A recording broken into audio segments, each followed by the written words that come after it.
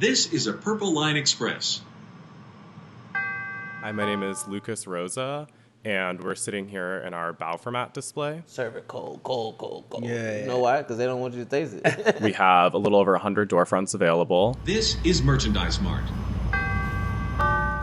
Welcome to the Wyzendale Weekly Wrap-Up. We talk about architecture, design, everything in between. This episode is a special episode with a special guest. Go ahead, you can introduce yourself. Yeah, my name is Derrick C Westbrook. I am a sommelier, wine culture creator, entrepreneur, Mr. Do-It-All in a lot of ways. Yeah. Awesome. I the way that this folds into the bigger thing, I just want to explain for our millions of viewers out there. In the architecture and design industry, they have what they're called wine and cheeses, where firms host manufacturers host wine and cheeses at firm studios, and they bring in a bunch of product, and then they also bring in wine and cheese for the guests, for the designers to eat while they're looking at the product.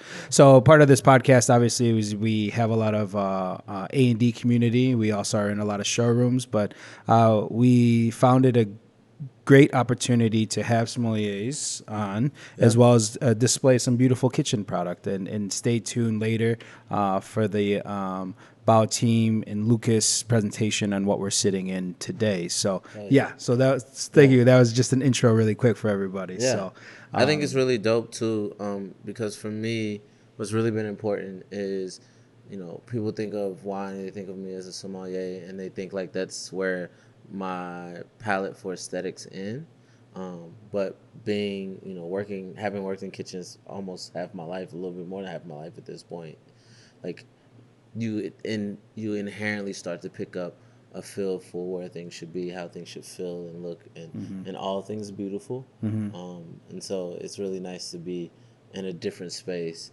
still talking about what I love, but connecting that to something else that I'm really intrigued by. So. For sure. We actually, my girl and I just went over to a new restaurant in Ukrainian Village, and we take note of the bar design, right? The operations, right? Yeah, so not only like aesthetic, like in personal lives, like what we're sitting here in residential, but also in operations in restaurants and stuff like that too. Like, obviously we'll get into it with the Bronzeville stuff, but do you see, or do you do currently like any consulting for like setting up things like that, or? So we do a small amount of residential consulting. So like everything from how to build out your cellar, cellar management. So like on a low level, we haven't done a ton of that stuff. We're just starting to crack into that field. That's cool. And of course, from a restaurant standpoint, doing it now and doing more of that to come. But that's the fun stuff. It's funny, like I also like the idea, when we built our wine shop, it's really fun. I like the idea of building something and taking what someone wants and say, how can we make it beautiful for you? Right. And it's another way for me to stay engaged and intrigued in this industry as well. So. Yeah, man. I mean, it's like a whole nother art form, right? Yeah, like drinking wine. Like obviously there are certain profiles and certain ways that you should drink wine, but it's all up to the individual taste and what people like. So 100%. I always tell people to trust their palates. Yeah. Whatever you taste, whatever you experience, you're absolutely right in. And my job as a som isn't to tell you right or wrong. It's to help you articulate the language that's already in you, articulate the things that are already in you. Like, you know how to talk about wine now. You just may not have the language to use, or you may not be confident enough to say the things that you experience. Right. And so that's what's fun for me, is bringing that out of anyone and then giving them an experience that's, uncommon. So. For sure. How long have you been a som? It's a great question. It's funny, like somebody asked me that question and another person answered for me. I was like, I don't know. But officially, I think 2014 is like when I took this industry seriously. I'm spilling already. No worries. Jesus. 2014 is when I was like serious about it. I think I passed my level 1 at 16, 17, I think. And what is the, not to cut you off, what is the process? Like, what kind of study is that? So each level gets progressively harder, and there's kind of two major tracks. There's CMS, Quartermaster Sommeliers, and WSET. And WSET, both of them are worldwide, but WSET you see a little bit more around the world. And one is more focused on service, so like what happens in the restaurant, service inside of the restaurant. And WSET is a little bit more focused on the business of wine as well, but there's still standards. And the testing is slightly different, but both arduous to say the least. Um, but a standard service or the standard testing I always think about is I was thinking about, you know, we think about service is kind of like the last area, but the area most people know about. And then you have tasting, which is the sexiest thing that people want to do. And then you have theory. And for me, theory is, and for most times, theory is the foundation of proof of how good you are and what you know. Service is taking that theory and translating it to the customer. And tasting is taking that theory and translating to what you're experiencing um, within yourself. And so all those things come from theory and space. And then we started to see a proliferation of more questions about, what I like to call those eighth grade math questions where they're paragraphs. We started to see more of those like kind of questions about the math of like how much what to charge, what the expectations are. You may even see some things about shipping. Like I imagine there's going to be a lot more supply chain questions ever since COVID. Interesting, yeah. But like yeah. it's those things that I find that you'll see in testing. So it's really all encompassing. And for me, I really hold the banner of as a sommelier, not just knowing wine, but knowing wine, beer, and spirits. And I think as a sommelier, you should have an understanding of food. I even try to have a little bit of an understanding of cigar service, although it's Gotcha. gone the way of the dodo in a lot of ways. People Yeah. don't really care about cigar service from a sommelier perspective, but I think it's interesting and beautiful still. So it allows me to be curious in a lot of Yeah. different areas. But yeah, so. Is hookah something that you could pair with as well? I think or- you could. I never really thought of it in that way. Yeah.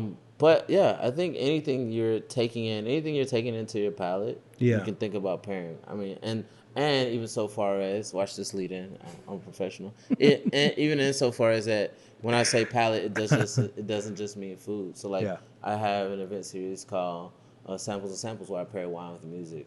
And I pair wine with art. Actually, here we did a pairing with a fragrance and a range company right here in Merchandise Mall. I won't mention the range company because it may be a Yeah. bit of a No, competitor. all good. All But good. but yeah, so and because all of those things are connected, right? Like when we did the fragrance and the range company, the fragrance pairs with the wine because you think about those similar notes. Sure. And the range is what is the aesthetic? Like are Yeah. these Yeah. hard lines and edges? Are these soft? What are the colors? And all Yeah. those things. Actually, when you take those in, when we talk about wine, I think I hear like tones and weights and textures. Yeah.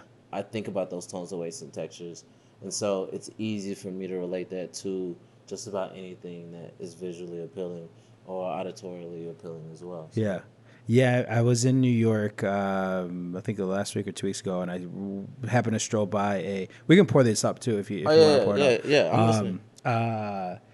Strolled by it looked like a fragrance bar, right? It was a small, like skinny retail store, and they had music going, right? And they had people working in there, and then they had it looked like people were on dates, and people were making their own fragrance, and that palette.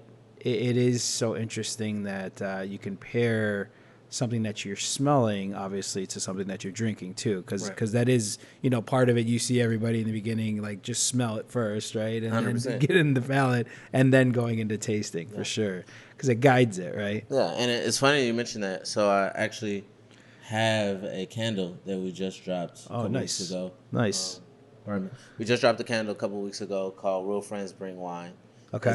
Excuse me. And that is the foundational candle that I'll always have.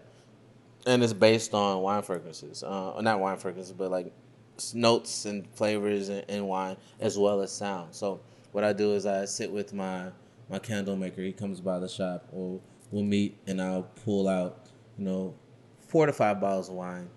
He'll bring all of his fragrances and we'll play records. And then I'll say, this is the tone and the weight and texture. This is the backdrop of how I want this candle to feel. And then I'll I'll describe notes. I'll talk to him about the wine. So taste them out on the wine.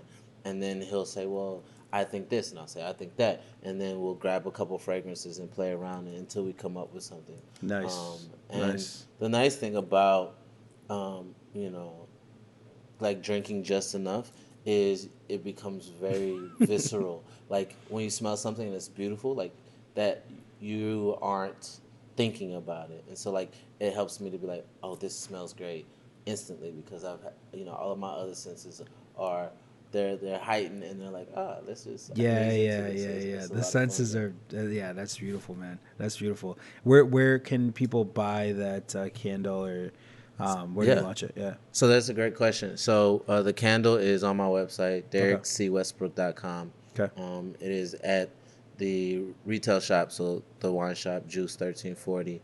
And then, we're working on some work about doing a tour around the city to hit other retail shops and put those candles in that space. Because I think, the market is people who buy wine love candles because they have a heightened sense of smell and a heightened sense of taste in general. So why not give them another way to experience that same Yeah. thing? And then we'll branch out from there. But this is a really fun way to put out some product that feels like that kind of coalesces a lot of the things that I've been working on, a lot of things that I really enjoy. So, yeah. Nice. And PSA, don't go to sleep with the candle on. I had some personal stuff happen, and I just Oh, want to no. tell people, Oh, wait. to be careful. Wait, So, you got to tell us.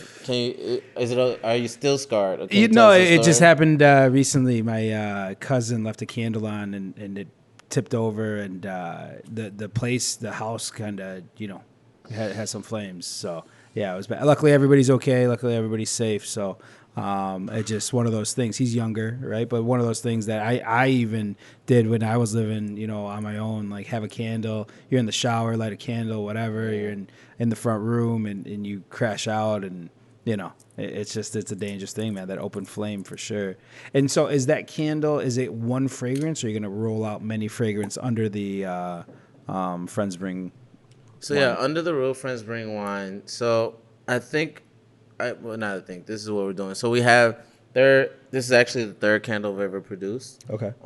So the first candle was called Outcast and Real High, and so that's still in production. People love that.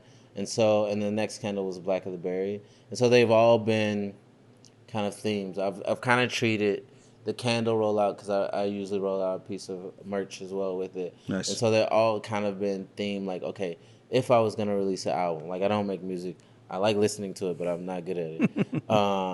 If I was gonna put out an album, I like to put out like as a body of work. Sure. And so the candle along with the piece of merch along with a playlist is kind of like the entire encompassing of that. And then I'll say, oh, these are the wines that influenced this candle. Nice. So now you get to experience what was going on in my brain at that moment in time.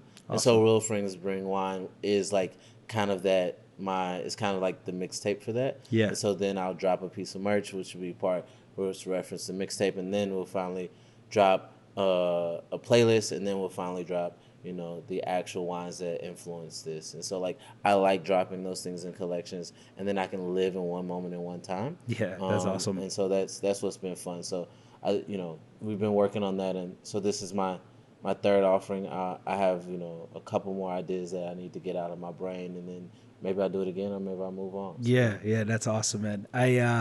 You mentioned the Outcast. I saw a video the other day. It was sent to me where Johnny Depp was rolling to "So Fresh and So Clean" from Outkast. I don't know what the hell the video was, but he just looked like so kind of uncomfortable. He knew it was ridiculous. Yeah. The dancers were behind him. He kind of knew it was. He looked ridiculous, and it was just ridiculous. Yeah, But the "So Fresh and So Clean" beat. I mean, once it drops, you know exactly what song it is. So yeah. And like Outkast is one of those things where they were when underground became ubiquitous. Like when they made the South ubiquitous in a different way. Mm-hmm. There are a lot of people who came before them who set the foundation. And one joke I always say is like the South won. Like when we talk about music, the South won because like of that run of music that they had in the late '99, early 2000s, and you still see it. Yeah. Now, I mean, the whole Dungeon family is. I mean, yeah, they killing it. Like, Yeah. I mean, sprawled out. right? Like, Yeah. you got to think about like CeeLo Green Yeah. and Dead Mouse. Like, Yeah. that's crazy. Like, it's not Dead Mouse. Who was it? Danger Mouse. Danger Mouse. Like, Okay. like CeeLo Green and Danger Mouse. Like, that run, like that they had, like that comes from that's a Southern influence. You know what I mean? So like when we think about like that impact and how it's kind of influenced everything around life and culture right now, and me being from the South and kind of being a transplant here in Chicago, Okay. like thinking about like, oh, those roots come from there, and then having influences of Chicago on top of that just feels dope. So. I didn't know you were from the South. Whereabouts? Yeah, so I grew up in Nashville, Tennessee, born and raised. Okay. Yeah, Nashville when it was like small and nobody knew about it for real. Yeah. Now it's a different animal. It's not that anymore. Bachelorette parties and I stuff. know, right? This is the bachelorette party in the world, like the world's capital bachelorette party. But yeah, so like those influences, Nashville was dope. Nice. I loved it, and I caught Nashville at the perfect time because it was small and intimate, and it was just big enough to where you could do things and people and like you could get an experience of the world of the entire like everybody would come, but it was just small enough that you could touch everyone and you could build relationships across it. I haven't been there regularly in quite a while, but that's the thing I loved about it. And so, nice. I built a little bit of that here for myself in Chicago. Very cool. Yeah. What do we got here? All right, so this is orange wine. As you can tell, like it looks orange for sure. Aransat is the producer, and so you're in Italy. And what's cool about this production is that you're using a grape called Pinot Gris. And so when we talk about Pinot Gris or Pinot Bianco, and there's another grape, Gewürztraminer, although it's not in there. When we talk about orange wine is to white wine what rosé is to red wine. So it is talking about skin contact. So with rosé and red wine, rosé is short skin contact, and orange wine is long skin contact for white grapes. So to really quickly, I'm gonna try to. No. This is what it's for. This is what it's for. So I'll try to do it in a way that makes sense. So let's talk about rosé and then we'll talk about orange wine. So the way rosé is made is you take these red grapes, right, and you press them, and you have the grape skins over here, and you have the juice on the other side. And when we think about it, right, you cut a grape in half, almost all, not all of them, but 98.36 is some crazy number. 98% of red grapes, you cut it in half. The meat, the inside, is white or clear, or the juice is going to be green when you press it. Whereas red grape, the skin is going to be red. So the color actually comes from the skins of the grape, not the juice. So all grape juice is kind of that like whitish, greenish color, right? Gotcha. The skins add the color. So the red skins add color. So long skin contact, or what we call maceration, long maceration turns it into red wine. Short maceration is rosé, right? Gotcha. So with orange wine, let's take that same concept of maceration and skin contact, but let's flip it on its head a little bit. So white grapes, you cut a white grape in half. Typically those white grapes, you press it, you leave the skins on for a short period of time, right? You produce white wine. And when we talk about grapes in general, right, there's something called Gris grapes, and these grapes are pinkish. So Gewürztraminer, Pinot Grigio, Gris means gray. So these Gris grapes, Grenache Gris, gray, these grapes are not gray, of course. They're pinkish in color. And when they have long skin contact, they start to give a little more color, right? They can almost look like rosés at the time. But then where you really start to get this kind of orange or amber hue is from two places. Oak. So oak barrels are going to impart color on the wine because you're literally getting in touch with wood. And it has to be typically new or, once or twice used oak. And then a little bit of oxidation. So you think about it, right? You bite a green apple, you bite any apple, you bite it, put it on the counter. What happens to it over time? It starts to brown. Well, this is getting a little bit of that oxidation. So a little bit of oxygen, a little bit of oak, a little bit of skin contact, and now you have orange wine. So interesting. Yeah. So there's no oranges in the wine. A lot of people are like, oh, I'm allergic. I was like, well, you can drink this. But yeah. Salud, man. Salud. Cheers. Cheers.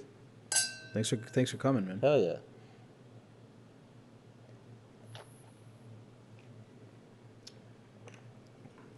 So this is like juicy, a little bit of tartness.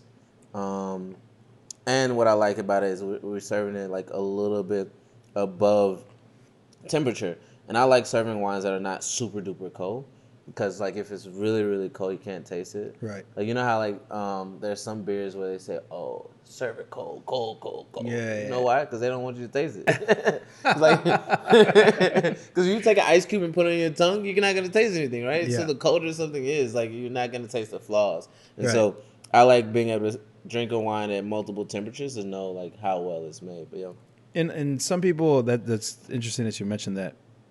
What about red wine a little chilled? Some people do drink that. I like it a little chilled, but is that a faux pas, if you will? No, not at all. So the interesting thing about it is we often serve red wines way too warm and white wines way too cold. So for instance, you want to serve red wines at like that 67. Like we keep our wine shop at 67 degrees, which is pretty cool. People come in there like uncomfortable. I was like, start drinking, you'll be all right. Right. But Right. but we usually tell people, you know, we serve it at 67 to 72 degrees, give or take. Usually 70, 67 to 70. And it also depends on the wine and the circumstance. But we like to serve it at that temperature, which is a little bit cooler than what we call room temperature, or like what's comfortable room temperature for us to sit in. And the reason being is when we talk about room temperature, they're actually talking about cellar temperature, because the rooms in which wine was often kept were in caves or in cellars, which is under the ground, which is much cooler. And so when you say serve it a little bit chilled, you're absolutely right. And white wines, I like to come up a little bit warmer. So anywhere from that 47 to 55, and that depends, that's quite a bit of a range, of course. Yeah. But it depends on the grape varietal style, et cetera, et cetera. But I like my white wines, orange wines, rosés to actually be a little bit warmer because I want to taste it. So yeah.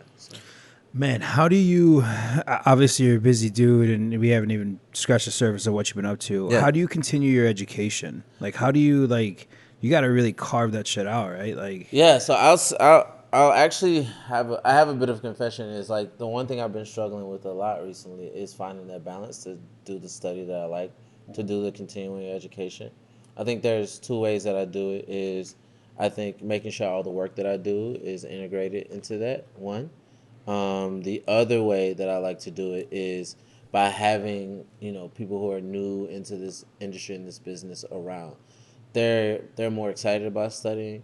They're more energetic, and so that keeps me young and keeps me interested and curious as well. So I think those are kind of the ways that I stay tuned in, and I think like getting ready for exams. Like, you know, I'm in the process of thinking about when I want to take this next exam. That's what it is. I'm in the process of thinking about thinking about taking the exam. Yeah, you picked up on that. Huh? So I think like for me is that piece too. Like that forcing yourself to study, forcing yourself to lock in. I liken it to being an athlete, right? There's, you have your off season, you have your preseason, and then you have, regular season and playoffs. And so, like, when I'm getting ready for exam, it goes from, right now, I'm probably in off season. I'm not in wine shape. Right. The type of, Was that you or that's me? me. Sorry. Okay. No, I we're not don't turning even know. anything on. I don't know if this thing is working, but I just want. I don't think it's on. I hope not. But I hope not. But like I'm not in wine, like in great wine shape, and so far as it's like being tight, right? And so this is off season, or like actually this is not off season. It'll be January. I'll probably like be drinking less, be talking about wine less, be doing less, and then February, March, April will be kind of preseason. I'll ramp up as based on exams, based on what we're doing. So wait, are you saying right now on this podcast that you're going to take the exam next summer? I don't know. I mean, no, that sounds like a lot of pressure. I was painting myself into a corner. Yeah, you almost did. I guess I don't know. what exam or like? So it'll be WSET level 3. Okay. And then I've been flirting with quartermaster sommelier level 3. Okay. So it's just again at this point, and I don't know how much the people who are listening who are going to be grading my exams are listening, but like at this point, a lot of the education I'm doing is I think they'll appreciate this. Isn't because I needed to progress in my career. It's I needed to keep myself stimulated and to push myself and to grow. And I imagine that that's probably the way they would like most people to approach. Yeah. But there is a dollar amount, or not. There is in a lot of ways a dollar amount attached to the level that you've reached. You know. Absolutely. And so there's something about that. I've been able You're to skip saying, the I'm line. sorry, not to cut you off. Dollar amount in to achieve that level, or dollar amount after you achieve the level, then the dollars come in. Yes. That's okay. The latter. Gotcha. No. Okay. Yes to both. Yes. Yeah. Right. Okay. Gotcha. Yeah. For sure. Absolutely. It Absolutely. costs you to get in, and then once you get in, like you can ask for more, which isn't, it's like anything. Yeah. And so like I'm mindful of that, and it doesn't. I'm not as motivated. Like the money that I'm gonna make after it doesn't motivate me the same way. Sure. The work motivates me more. Yeah. The exam, taking it motivates me more. Yeah. If the money motivated me more, I probably would have taken the exam already. But because I want to do it and I want to learn and I want to like actually take it in, I could probably take it and pass it and cram. But I want to like sit with the information and be able to use the information. Comprehend it. Yeah. Absolutely. Yeah. And find out what new information I'm gonna gain from this, or like this stuff that's maybe already there, but I haven't dove into it. For a while. Yeah. So It's in the cobwebs. Yeah. So yeah. It's like, sometimes you got to refocus. Yeah. For sure. Thank you. You Yeah, I think the last time I saw you, well, obviously we recorded a podcast with Derrick a while ago, back when this was just in its infancy. It's still in its infancy, but be sure to check it out. We'll throw a link up on the screen right now. But I saw you at the block party, and you were holding court in a little tent or something. And I was like, oh, shit, it's Derrick Westbrook. You had a bunch of people in there. I think you were talking about, I don't know if it was one of the music and music and wine pairings, or I think you were just having I think they were just having like a tent there. Can you talk a little bit about that experience? Yeah. So I'm working in partnership with Bronzeville Winery, and they Eric Williams, who owns Silver Room, he does a block party every year. And this one was on the beach, which is huge. And so what's been exciting about this partnership and been exciting about doing it is I've been able to like talk about wine to large groups of people and like talk about wine frankly to people who look like me, who oftentimes will never run across a sommelier like me. And because it's funny, no matter the demographic, people are always like, you don't talk about wine like they're like, but you make it regular. I was like, yeah, it is.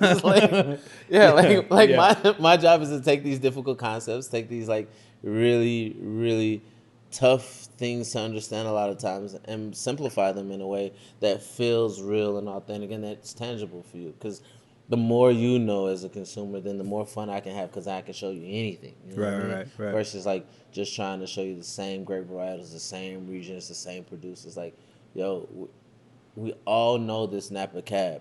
Can we please drink something else? Like, I'm not mad at this Napa Cab. Or, like, we all know this one place in Bordeaux. Can we please drink something else? Like, I'm not mad at that. I'll drink it too, but that's the only thing you want to drink? Right. Every time you go somewhere, you say, it's either Cab, Pinot Noir, Malbec, Merlot. That's the only 4 grapes. There are hundreds of grapes. Italy alone. Let's just take Italy. 300 different grape varietals, and you only drink 4? What are we talking about? Well, it's also accessibility too, 100%. right? A lot of the restaurants, they shape the way that, and we should talk more about the Brownsville menu and how you kind of shape that menu too. But I think that has a big thing. Like I remember in a different past life, I used to work at a bar, manage a bar. We'd do the whole Bevco, the whole thing, and you could really tailor it, but it all depends on how much the venue is getting per case and all that, the buybacks and all that shit. Like it could really, what you're showing to the public at a venue and what the public is drinking on trend may not be because of it's really good. It just may be the way that the manufacturers actually do it. So I mean, one of the frustrations is like, we drink the same things, like. The pressure for me to build a wine list is it has to make money, right? That's the number one goal. Right. And what makes money? This the easiest, most common thing. Mm-hmm. What's the least inspired thing you could do is make the most common thing, right? And because no one wants to take the chance, restaurants don't want to take the chance of exposing people to new things. No one wants to. Restaurants don't. A lot of retailers don't, especially big box retailers. They just want to. They're trying to make a buck. They don't care if you learn or explore. Well, but now we're creating a cycle where, okay, I'm only going to give you what you ask for. You're going to only ask for what you know, but I'm only going to tell you these 4 things because it's easy to sell you these 4 things, and I can always stock these 4 things versus like if I tell you about 50 things, and on the chance I might have to have one of those 50 things, or I might have to be able to pivot you, and that's too much work. Right. Or it requires you to have a brain. So like, the people who are making simple wine lists, it's because they're lazy, or the bottom line, that dollar means so much to them that they don't think they're good enough to be able to still make money and be creative. And so at Bronzeville Winery, we don't do that. You know what I mean? Like, I put my name on the line and say, like, I'm going to make a beverage list that's freaking fire. Yeah, yeah. And we're going to make money off of it. Yeah. And we do, because I'm willing to train the staff, because people are actually intrigued by something dope. Yeah. Like, I put my wine list up against anybody in Chicago, right? Mm-hmm. Like, we got '07 Chablis on the by the glass list. Like, a 15-year-old white wine on the by the glass list. Like, go ahead, go find somebody else doing that. You know what I mean? Like, I'll wait. You know what I mean? Right? Yeah, man. I mean, it also helps that the name in the establishment has wine in it, right? Exactly. So like you go there, you're expecting not to get Santa Clara or whatever the main stuff. Like we had our team dinner. I mentioned that we had our team dinner over there a few weeks ago. Great service, great music. The food was delicious. Shout out to Bianca. She was our waitress. Awesome. But it's great. If anybody should go check that out for sure. Yeah. But yeah, having it in the name and establishing the wine list is critical for any establishment. Yeah, 100%. And I think we have to really shout out, Cecilia Cuff and Eric Williams, who took the chance and allowed for me to create something that's very different. Like, there's many wines on the wine list they'd never heard of. There's many things that I was like, look, just trust me. And, to be able to trust me to build something like that it takes some gall from them. For sure. And it doesn't hurt that, I've done enough in my life to where there's enough accomplishments around it. You earned it. Exactly. That exactly. I get a little bit of freedom. For sure. But yeah, so I think that's one thing. And the belief that people are eternally curious, and people want to try new things. Like, everywhere else in their lives, they're probably trying, eating, drinking the same thing. So why not us be the exciting thing for them? Yeah. And it keeps us excited. It keeps the staff excited. It keeps TV and papers excited because there's something new to write about. Like, how many everything's stale right now, man. Everything is super stale, and one thing I do want to get your insight on before we hop off that topic is the restaurant industry and how the pandemic hit and all that shit. But But with the block party, sorry, really quick before we hop on that, is how you were holding court. You had like 10, 15 people around, and like you were laughing and stuff. Everybody was laughing. I was like, oh, I should go say what. I was like, nah. Like he's doing his thing right now, and we were going to check out Andre Power. Oh, yeah. He was spinning there, and it was awesome, man. It was a great time. I hope it happens again next year. We'll for sure be around. Definitely. For sure. Yeah, man. I mean, that experience was great, and being able to bring wine to a festival. To a block party that felt like a festival feels different because most times you go to festivals and you're gonna get a cocktail, you're gonna get beer, you're gonna get a seltzer, you're gonna get stuff that's actually not really great all the time, mainly because again everybody's trying to make a quick buck and no one's really thinking about it. But if I can give you something where that I elevate the experience in a small way, that's great. And here's the other thing too. Here's a dirty little secret. If I have something really dope and I'm doing it at a festival, doing it at a place like, Silver Room Block Party, you're not gonna not drink, right? Right. So you're there, so you're gonna drink. So at least you'll try something. And I think the goal of the tent was to get people to try something, right? It was this is the dope game. Like, you Yeah, know what I mean? yeah, Like, yeah, yeah. taste it, fall in love with it. All right, now go buy it.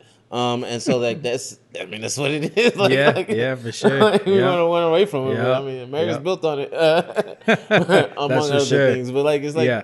but so the idea is that um, I had a captive audience, Yeah. and so it was really fun in that moment to be able to do that tasting and to talk about wine in a way that feels authentic because it is authentic. Talk about wine the way I talk about it with my friends. Yeah. Right. Like a lot of times when I do corporate tastings, I used to talk at corporate tastings and talk like I'm talking at a corporate tasting, but then I realized I was like, that's what everybody gets. So what's the way I set myself apart? Is I'm gonna talk to you like a human, like your friends would. You know what I mean? Like I might clean up the language a little bit, but Sure. but I'm gonna talk to you like you're a human being, and Yeah. I talk at you, right? Like that's the difference. Like, you know, people there are people who talk at you, right? And there's people who like talk above you, and then there's people like who you talk with. You know what I mean? Like, and I want to be the person we have a conversation, Sure. even if I'm talking at you or if I'm doing most of the talking. It still can be a conversation because Yeah. your body language, your feelings, and like I can read you and I Right. can see what you like and don't like, and that still becomes a conversation. For sure. Even though I'm leading, right? And Yeah. I don't, because I'm elevated into a position of power because I got the mic in my hand, Right. I don't think of myself as above you, so I'm never going to talk to you like that. Right. So I think that's what was fun, and that environment is so dope to be able to have wine in the festival environment, with Silver Room in connection with Bronzeville Winery, to be able to hold court and just, you know what I'm saying, talk. It was a great ish. time. It was It so looked much like, fun. yeah, I think everybody who went down there was all love, man. I think everybody had a great time, and I'm glad it was a good experience for you too. Yeah, it was a for lot sure. of fun. I can't wait. You know what I mean? And the other reason I can't wait because it marks the fact that it's warm outside. You know what I mean? Oh, man. Missing that part. Yeah, the warmth, I mean, is something that's interesting, and you know, you said you slowed down kind of in January. Yeah.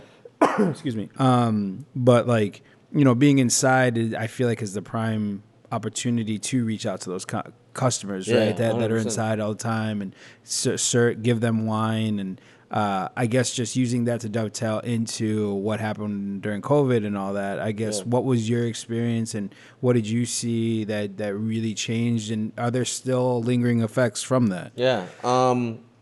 So I think my COVID story is a little different in some ways, mainly because we had the retail store during COVID. So me and my partner Cody, you know, we both had the retail store. He and his family primarily owned it, and during that time we really were hustling, trying to figure out how to pivot. Because we were an essential business, but like there was a period of time where like every day we were determining, we were trying to figure out if we were going to be open or close, open or close, open or close. But because of the type of business we were, because we did do a certain amount of food and et cetera, we packaged food, we were essential. And so then the shift went from are we going to open or are we going to close to we're only one of the few places people can actually go.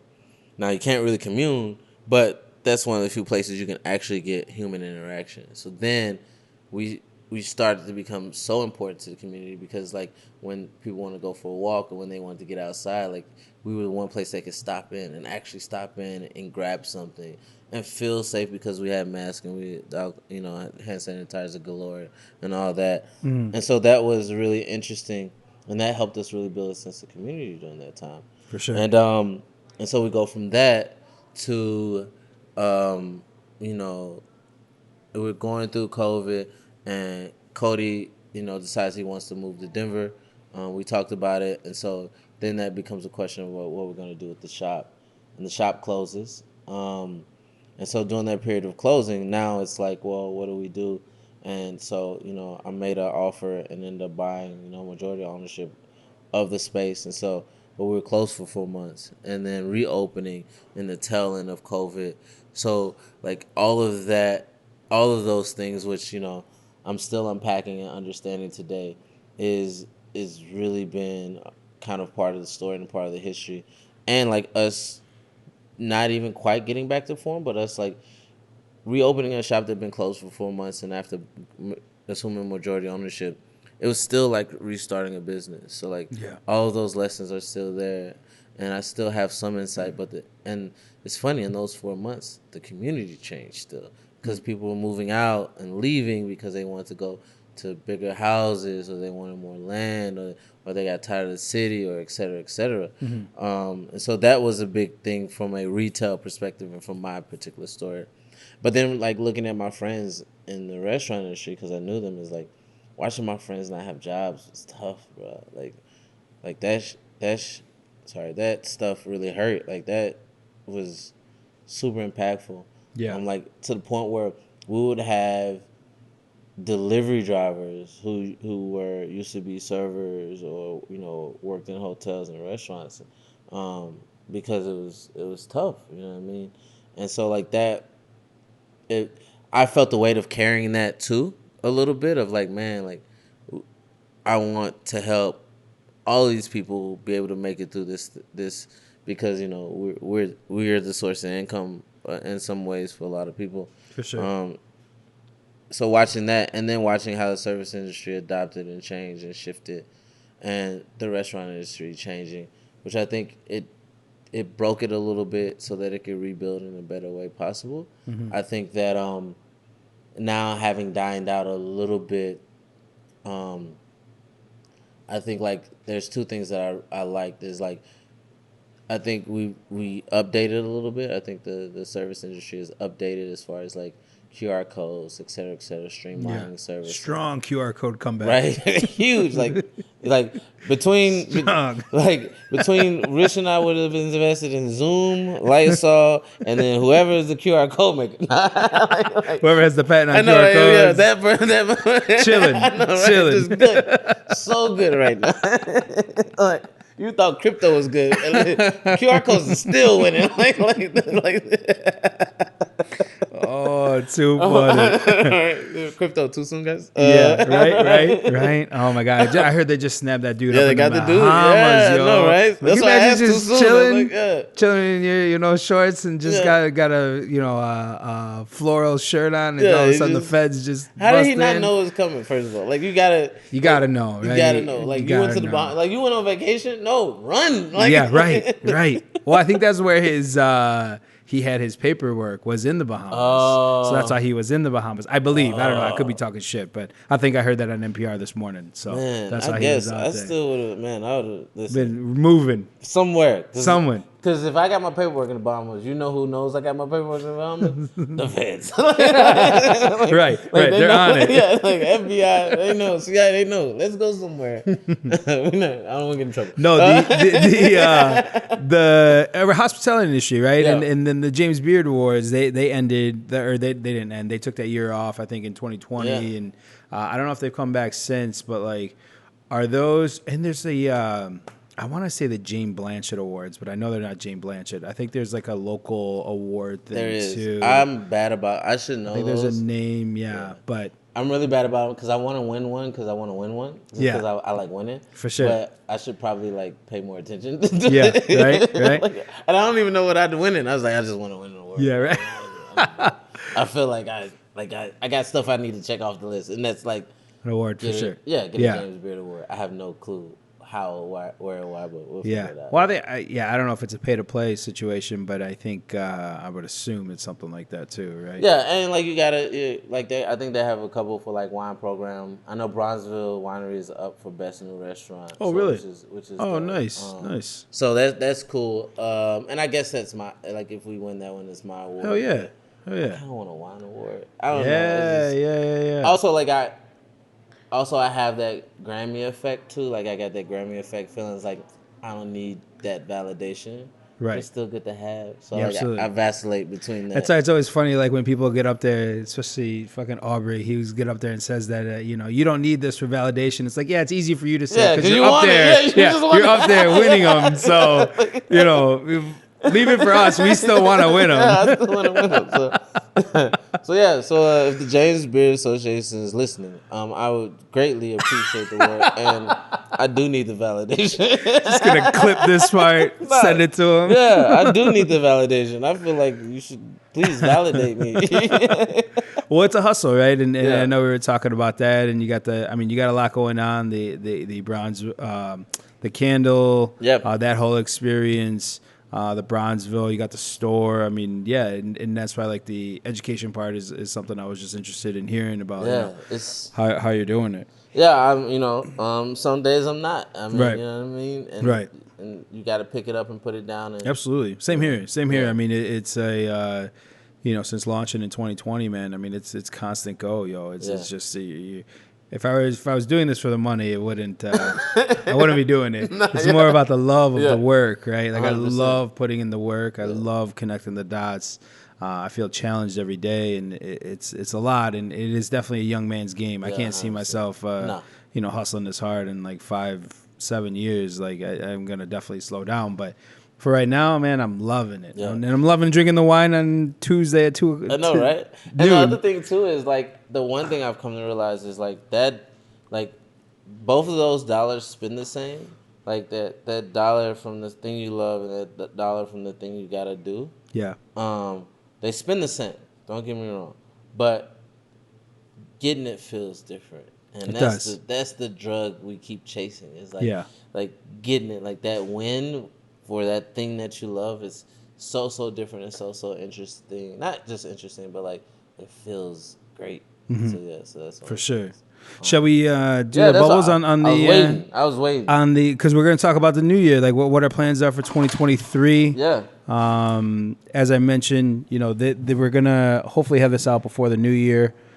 Be sure to check out our live stream. We got K-City doing our New Year's Eve live mix, as well as into the new year. So check that out.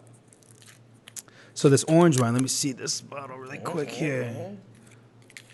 Aransat orange. I thought orange came, I guess, as you mentioned, orange can come from a different regions, but I thought the one orange that I was exposed to was from Georgia, Georgia, Russia, or wherever that region is. But I thought it can come from anywhere though as well. It's just a matter of how it's made. Yeah, so the OG place that produces orange wine is definitely Georgia, and not the state. Right, exactly. Yeah, but Georgia. But you can make orange wine anywhere, so you'll see it in a lot of places. You'll see it in Georgia. You'll see some Greek stuff. You'll see a lot of it in Italy. You also see like stuff that's technically, and this is where the education is always like fluid and you're learning as you go. There's a thing called Ramato, which is really long skin contact for Pinot Grigio in Italy.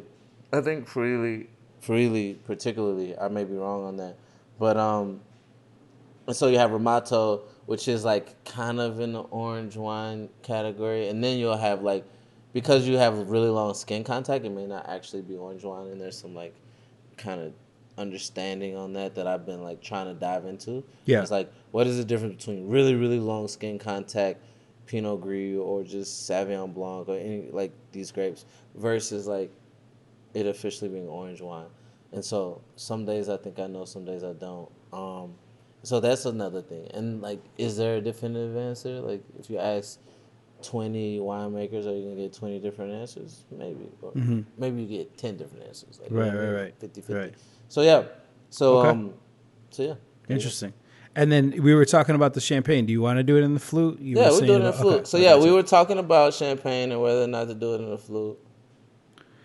And the reason, obviously, we're drinking champagne is because the new year. We want to toast to the new year. Oh, and my, I guess, knowledge of champagne is that there is two major categories, and correct me if I'm wrong here. One is toast, and the other is like a citrus. Cool. Is that around? I mean, my two main categories of champagne is like good and not.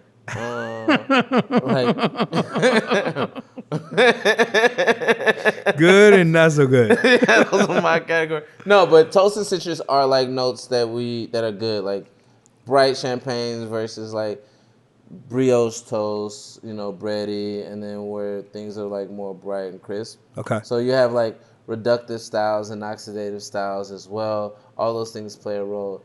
So here's the interesting thing about champagne I think people should know. There's like 2 to 3 things. One is, so champagne can only come from Champagne, France. That's why it's called champagne. So that's one thing. Everything else is sparkling, or like cava only comes from a particular place in Spain. Prosecco has to have designations in Italy, Sekt in Germany. You have Franciacorta in Italy as well. So like you have all of these different types of sparkling, but champagne only comes from Champagne, France. That's one. Interesting enough, is Champagne is not the first place to do sparkling as well.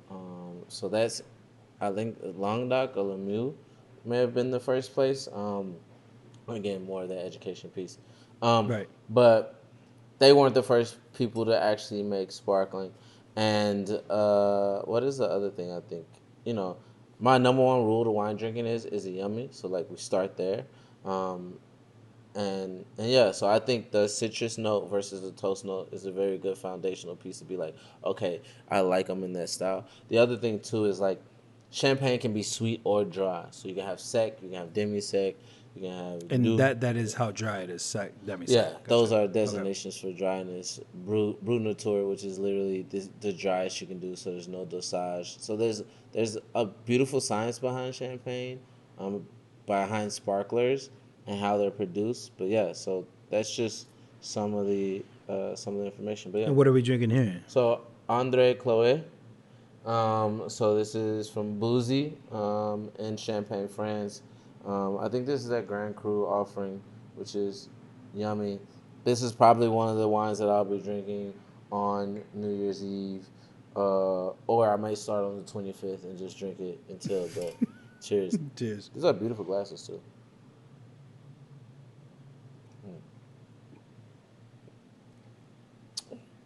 You know what I like about these Champagne flutes? Is they have a deceptive amount of wine in them. Yeah. I really appreciate that. Yeah, these are beautiful. Yeah, they were. I was like, man, I don't know how much wine we're gonna get in them, but we're gonna get a lot. As a matter of fact, Yeah, right? because it's sparkling, you you can't know really that. take it. You can't take it. I'm not taking it nowhere. So you guys should definitely drink it. Oh, for sure. Yeah, For 'cause sure. This can't. I'm not taking Can't this. cork it back. I'm not taking none of this with me. So. So this is out of Champagne, France, you said? Champagne, France, yeah. Okay. And I think this production is, and guys, if Andre Chloe, if I get your cepage wrong, so cepage is the blend. So if you want to sound fancy, you say cepage. Cepage. Cepage. If I get the cepage wrong, I think I'm not even gonna lie. I was gonna say, so there's 3 main grapes. I'll tell you this. So 3 main grapes. The only 3 grapes you see in Champagne are 3. 2 of them are actually red, even though most of Champagne you see is white. Yeah, Right. yeah. So you have Pinot Noir, right? Pinot Meunier, which is another red grape, and then Chardonnay. And those 3 grapes make all of the sparklers in Champagne, France. All of the champagnes in Champagne, France. And so this one probably has Pinot Noir and Pinot Meunier with a little bit of Chardonnay. I'm not absolutely sure because I've drank a lot of wine.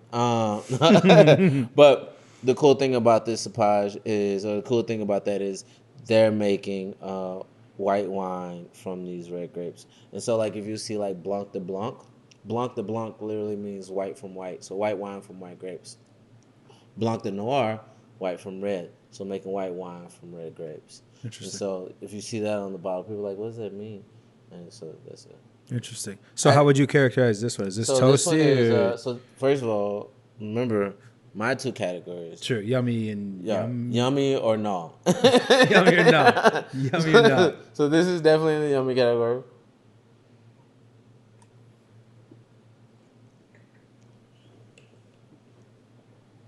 Oh man, tons of acidity. Yeah, it's delicious. It's bright. It has a little bit of that yeastiness on the finish. That's really cool. Man, the acidity is just there, like mouth watering. A little bit toasty. Like people say this, and I'm just now like, I think it's a catch-all. It's like slightly waxiness, like this kind of like something like just like. What is the plus, minus, plus? What does all that indicate? So like when they're talking about, so both of these will never be probably on a exam, right? But is it more traditional stuff on the exams? Yeah, it's more traditional. So it's like more of the classic styles. Okay. Classic producers, classic regions, so it's foundational, and then that proves that you can try the weird shit. But when we do medium, so like what we do is we realize that everything is on a spectrum. That's the other thing about champagne is we're gonna be burping a lot, so I apologize to you guys. We're enjoying it. You're just gonna have to sit through the burps. So when we taste wine as sommeliers, we go, it's sight, smell, taste. And 90% of what you taste is based on smell. And so sight helps. It's like playing Guess Who, right? So sight, you're looking at it and you're deciphering what this wine could be based on the look. Red wine, does it look lighter? Does it look heavier? Is there gas? Is there sediment? Is there discoloration around the rim? That could lead to age. That could tell you grape varietal, et cetera, et cetera. And then you smell it. And so you start to smell like, does this wine, like, are you smelling new oak? Are you smelling used oak? Are you smelling like desiccated flowers? Like, is this wine starting to break down? And just because we say break down doesn't mean it's getting bad, but like break down, like, are you getting like dry rose petal? Because that could be a sign of age. Are you getting more tobacco? Are you getting fennel? Like, are you getting these green notes? Because that could be pyrazines. That could tell you another grape will express itself. So like smelling a wine can tell you the potential grapes, the condition that grape is in, and it can start to give you some understanding of winemaking process techniques, because certain techniques will produce certain notes in the wine. Gotcha. Certain grapes will express themselves certain ways. And then age will express itself a certain way on the nose. And then you taste to reconfirm or to kind of debunk some of the things you're experiencing. And then you go and you're like, okay, I go through my Guess Who, so it can't be this. Like, this wine doesn't have glasses. This wine has long hair. You know what I mean? Like, that this wine has a mustache, right? Does this wine have an earring? Like, is that? And so, like, you're doing that same version, but with wine based on all the knowledge you've accumulated. And remember that knowledge comes from understanding the theory, because the theory tells you this grape is going to react this way. This region is going to produce wines in this style typically. This type of production, this type of wine making technique, the actual fermentation, like short, long, maceration, these are all going to produce these type of flavors in the wine as well. And so you're taking all of that information, deciphering it through yourself, and then answering. So it's how like where they say be like water. Mm-hmm. You have to like not allow yourself to think too much through it. You have to just allow the wine to tell you what it is, and be like water and just listen. Which has this kind of existential thing in a lot of ways. Yeah. Which is really fun and like really focuses you and hones you in. So interesting. Yeah. So that's the romance of it. Yeah, for sure. I definitely did not. I don't think I answered your question. You did not, but it's okay. It's okay. What was the question? The plus and plus minus. Oh, so the plus and plus minus. I was like, I remember. I definitely didn't answer the question. You're like, I kind of think about it. I don't even think I answered the question. I know. I was like, that doesn't sound like the question he asked. Felt like a great answer though. I forgot to tell you, I'm running for Senate. Yeah,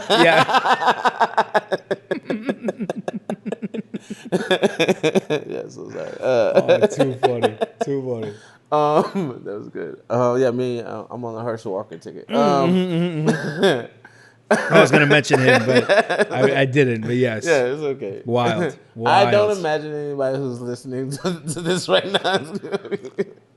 Man, that talk about a game, man. That is a game. That politics shit is a mad game, man. That's a huge game. One that we all should be getting into, by the way. People don't talk about that shit. Yeah. At some level, we all should be getting into politics, or at least caring a little bit, or voting at least. I mean, shit. The funny thing is, I'm definitely going to still answer your plus minus question, but on the politics front is people like, I don't get into politics. It's like, yes, you do. Like, do you drive or do you take the train? Like, with the bus fare, how much the train fare is politics. If you drive, toll roads, that's politics.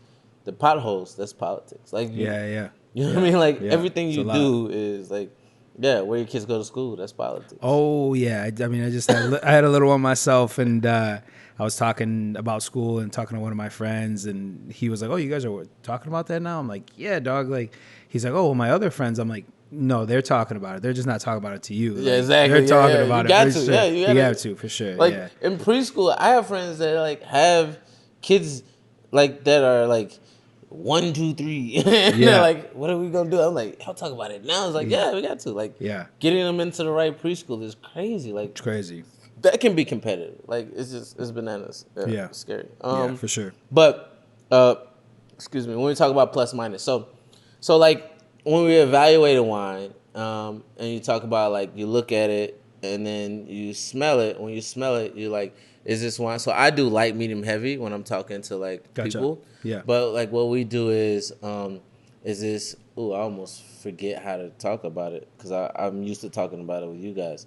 So we'll do like medium minus. So like we'll do alcohol. So the alcohol is alcohol like medium plus medium minus, like light, medium, heavy. And so we do is it's like light, medium, medium plus.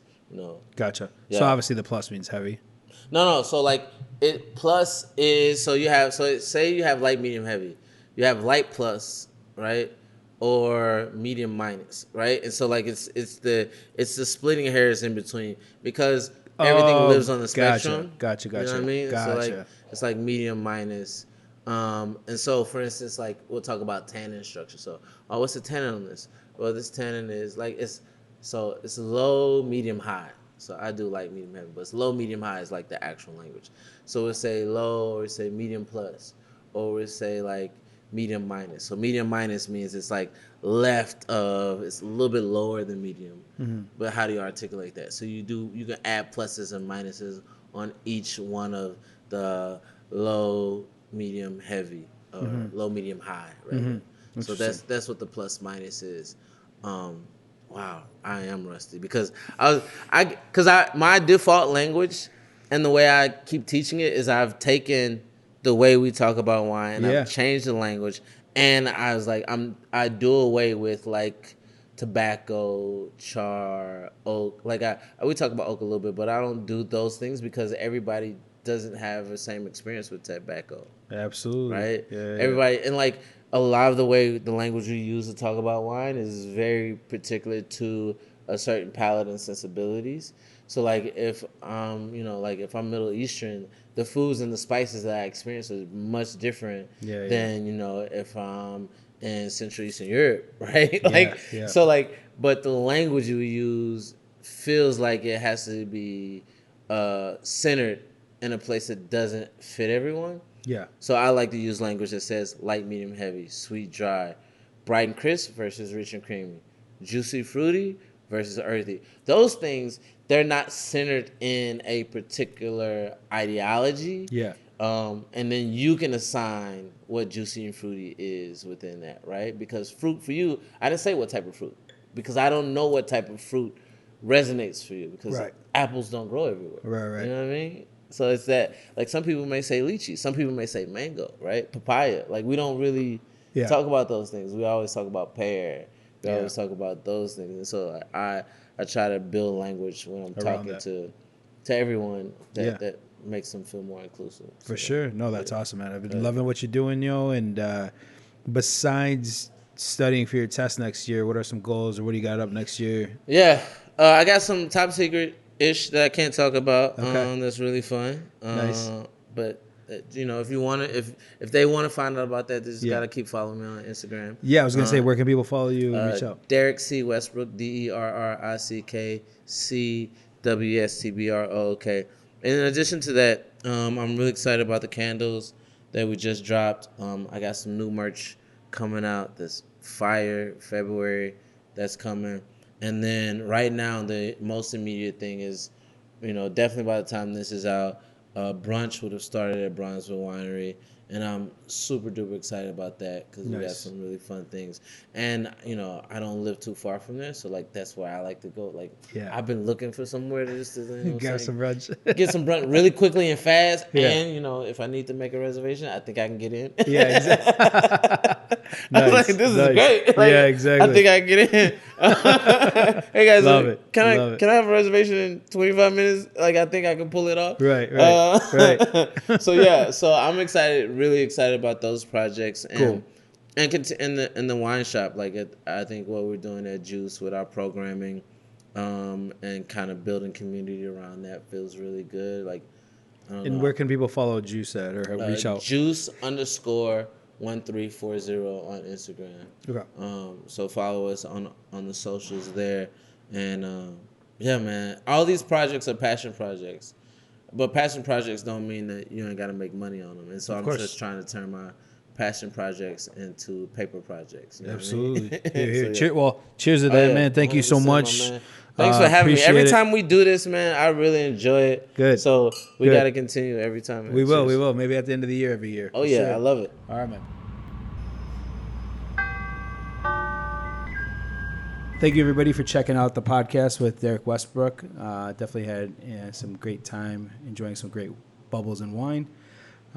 Here to tell us a little bit more about what we're seeing and seeing is Lucas, and I'll let you introduce yourself. Hi, yes. So I'm Lucas. I'm the showroom manager here for BauTeam Chicago. Nice. And BauTeam is from Germany. And Yes, so we are German kitchen tailors. So we produce high quality German kitchen cabinetry. very nice. Very nice. And what are we sitting in here? So this is our Bauformat display. So Bauformat is a family-owned company made in Germany. Is it modular, or is everything custom built to measure? So our Bauformat line is more modular. It's more of a semi-custom line. Okay. So we have a little over 100 door fronts available. We have around 10 interior finishes available, and then we can customize the sizes as needed. Gotcha. Little tidbit, back when I was doing my internship, I think Blue Motion, I don't know if they're even called that, Blue Motion hinges anymore, like the soft close were like Yes. just coming out. I'm sure they're more advanced. Are there other type of mechanisms now that are available? So we do use all Bloom soft closing drawer glides and hinges, as well as their servo drive, which is their motorized openings. Gotcha. Very nice. Very nice. Okay. Well, thank you for hosting us in the showroom today. Where can people follow you or contact you at? So people can find us on Instagram at BauTeam Chicago, and they could contact us through my email, Lucas, Lucas, at BauTeamChicago.com. Cool. Well, thank you again. Yeah, thank you. Your safety is important. If you observe unattended packages, vandalism, or suspicious activity, inform CTA personnel immediately. Doors closing.